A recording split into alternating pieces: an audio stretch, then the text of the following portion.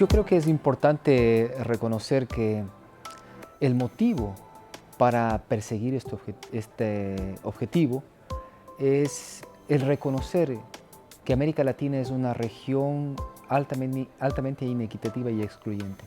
A pesar de los grandes avances que hemos tenido en los últimos años, todavía sigue siendo una región altamente inequitativa. Y la cara más visible de la inequidad es la exclusión social. ¿Exclusión de qué? De servicios básicos como el agua, como el alcantarillado, como la educación, como la salud, como la vivienda. Y es en ese contexto entonces que el lograr una cobertura universal de agua y saneamiento requiere un esfuerzo conjunto de todos los actores que vivimos en la sociedad de América Latina, incluyendo un banco de desarrollo de CAF.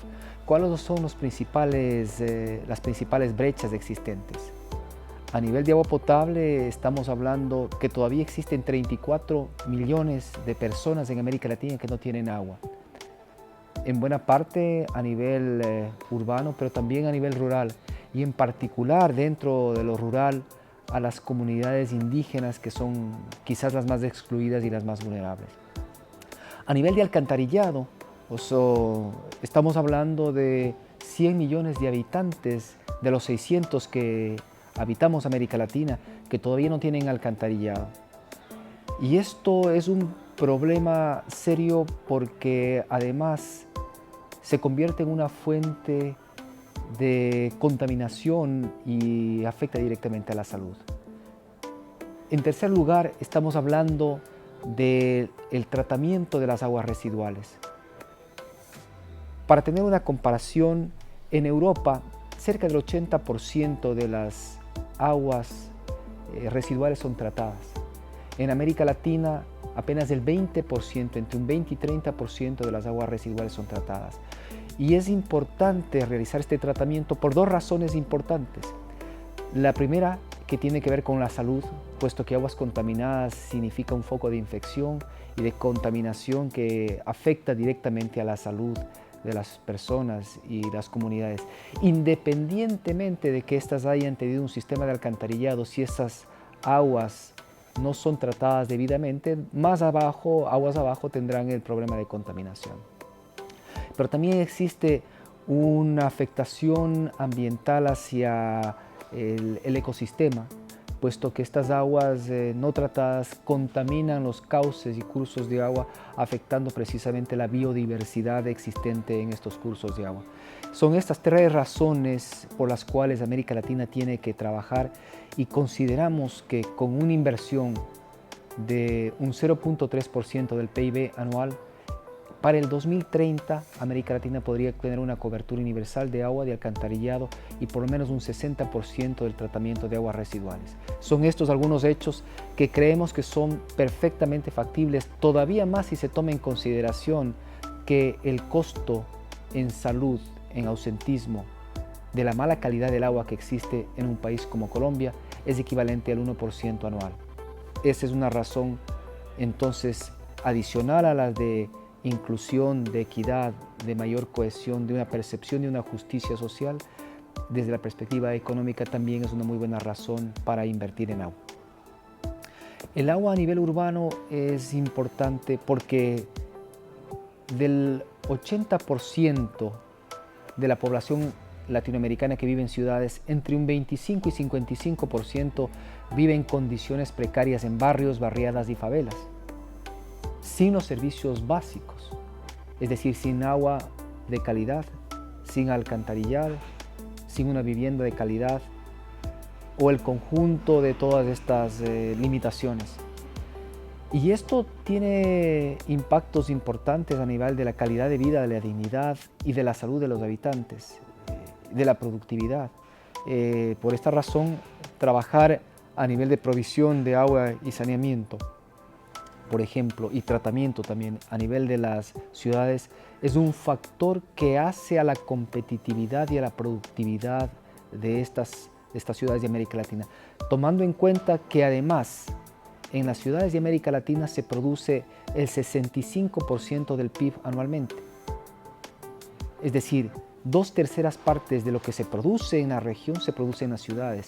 Y si es que no existen condiciones apropiadas de dotación de agua y de seguridad de la calidad de esta agua, esto va a afectar definitivamente también este proceso productivo que se realiza en las ciudades. Creo que es importante reconocer el hecho de que en América Latina apenas un 20-25% de la agricultura existente está realizada bajo técnicas de irrigación. Y simplemente con incrementar la superficie irrigada y las técnicas modernas de irrigación, la producción local podría incrementarse grandemente. Pero para ello necesitamos algunos recursos. El recurso más importante es el agua, que lo disponemos en América Latina. 1/3 de las reservas mundiales de agua dulce están en la región y por lo tanto son perfectamente factibles de ser utilizadas para este propósito. Pero adicionalmente a la capacidad de ampliar la irrigación en la agricultura existente al momento, también existe una posibilidad de ampliar la frontera agrícola. Entonces, de manera que hay las posibilidades tanto por mejoras en eficiencia, como mejoras en superficie, incremento de superficie, como la disponibilidad de 2 elementos fundamentales en la producción que tienen que ver con el agua, la dotación de agua, y en segundo lugar de energía. De manera que si se toma en cuenta la demanda mundial que tendremos en los próximos años, es una gran oportunidad y posibilidad de que la región pueda convertirse en un granero mucho más allá de lo que ya es este momento, y de esta forma contribuir de manera denodada a los temas de seguridad alimentaria a nivel mundial. El cambio climático tendrá una afectación sumamente importante en América Latina y especialmente tendrá un impacto en las comunidades más vulnerables, tanto a nivel de las ciudades como a nivel del sector rural. Creemos que la situación cambió definitivamente y las ciudades y los actores a nivel rural tendrán que adaptarse, adicionalmente a tomar las medidas de mitigación. Por ejemplo, a nivel de las ciudades, los cauces de agua,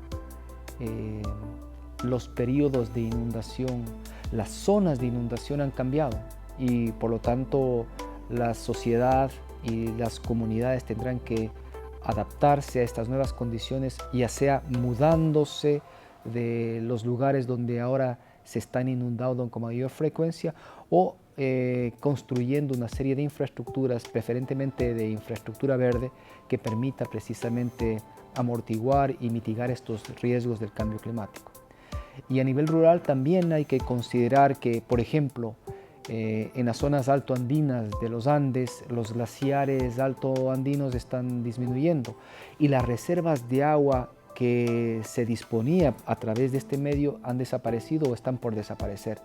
En consecuencia, la región necesita identificar otras formas de acumular, de reservar esa agua para que sea utilizada para el consumo humano y también para los temas de agricultura y de seguridad alimentaria. Son elementos muy concretos que están afectando a la región y que continuará en ese proceso en el futuro. Por lo tanto, demanda acciones claras por parte de los gobernantes y de instituciones como un banco de CAF, el Banco de Desarrollo de América Latina, para acompañar a los países en identificar e instrumentar estas soluciones.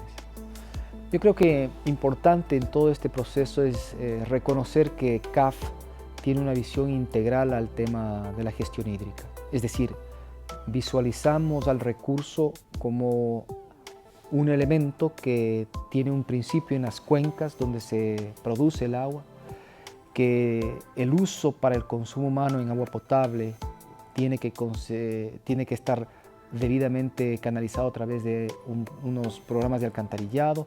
El tratamiento de las aguas residuales es un factor fundamental y sobre todo en el futuro. Y en la vertiente para el consumo industrial, sobre todo la agroindustria o la minería, también existe la necesidad de tener un manejo eficiente y apropiado. Creemos que adicionalmente necesitamos cambiar de paradigma, de esa visión lineal del uso de los recursos, donde uno identificaba el recurso, lo utilizaba y lo desechaba, hacia una visión mucho más amigable con el medio ambiente y con las nuevas demandas del ecosistema, en el sentido de que no solamente uno identifica el recurso, lo usa, y ya no lo desecha, sino que más bien lo reusa, lo reutiliza para otros propósitos, porque el agua con que dispone la humanidad es la misma agua que tenemos desde hace millones de años. Y hay una responsabilidad intergeneracional de quienes vivimos ahora para nuestros hijos y nietos, para las generaciones futuras. Y esta responsabilidad consiste en entregarles el ambiente y los recursos de igual o mejor manera que esta generación nos recibió. Por esa razón creemos que es muy importante tener en cuenta todos estos elementos, pensar, utilizar las nuevas tecnologías y ver cómo hacemos realidad a esta promesa intergeneracional que tenemos para con nuestras futuras generaciones.